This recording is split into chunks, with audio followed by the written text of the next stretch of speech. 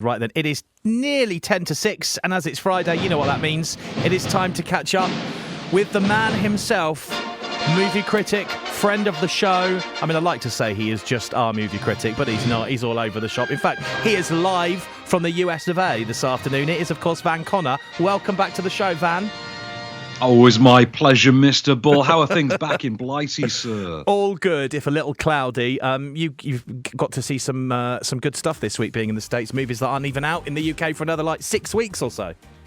I got to go and see Everything Everywhere all at once, just as we were having the furore in the UK over it not having a UK release date. So I did get to see it, which is a great gloating moment for me. And you know what? Good fun, kind of worth the hype.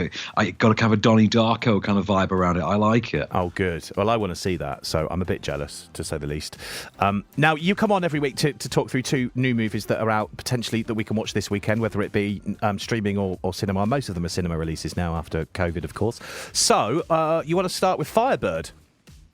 I do. We've got 2 movies this week, and both of them deserve you running, not walking, running to the cinema. There's a good time twofold here for you. Now, the first one I can only describe as Brokeback Soviet Top Gun, for lack of a better term. Right. You can imagine such a thing. So it's set in the late 70s. It's the height of the Afghanistan conflict as well, because that comes into play at a point. And it's about the love story, the romance that emerges between a hotshot pilot and a young private. But also it then becoming a love triangle when the hotshot pilot's young lady secretary enters the equation, and they get married as well, and she's also the betrothed of the young pilot, and this illicit romance goes through the ages and comes to define their lives. But I've got a clip for you, and this by the way, despite being set in late 70s Russia, is performed in English with accents. So they're going K-19, they're going Hunt for Red October on this to an extent, but they're actually going more K-19, I suppose. So we'll hear from our clip in which an investigation is underway based on an anonymous allegation of illicit relations between our hotshot pilot and our young impressionable private. So, where's my gift? Sergey, listen to me and don't react. Someone filed a report about us. What? They didn't mention your name, but the KGB knows something. You better go, Sergey.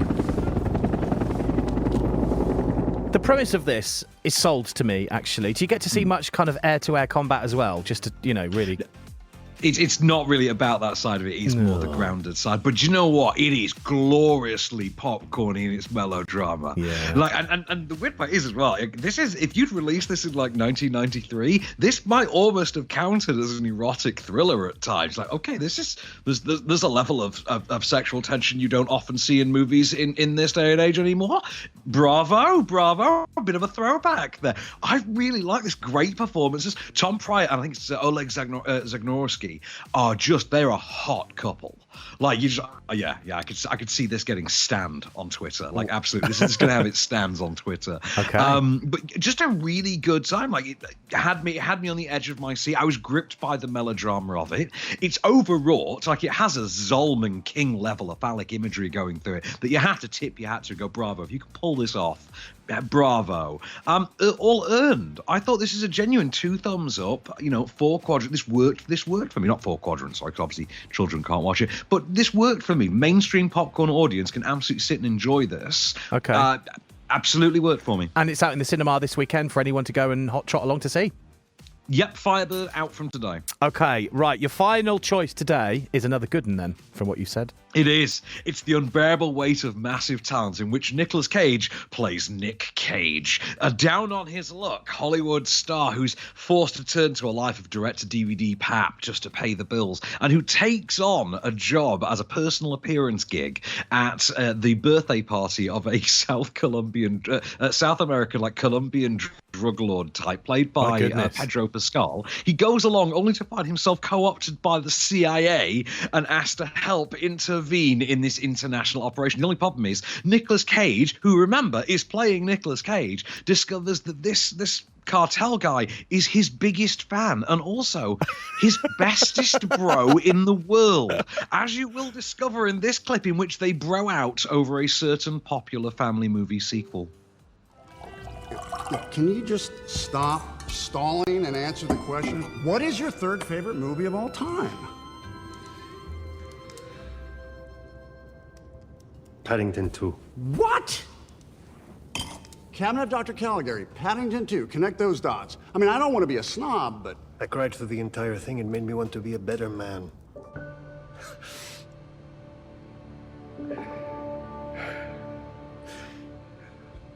Paddington 2 is incredible.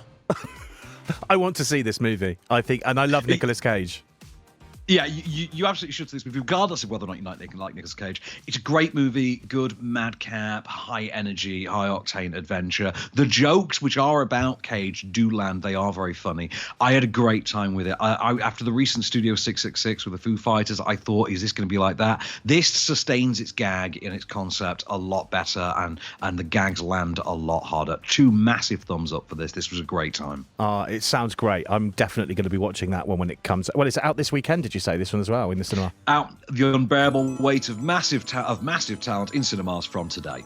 Amazing. Well, thanks for joining us live from the States, Van. I love saying that. It makes a show sound bigger than it is. And we will speak to you next Friday.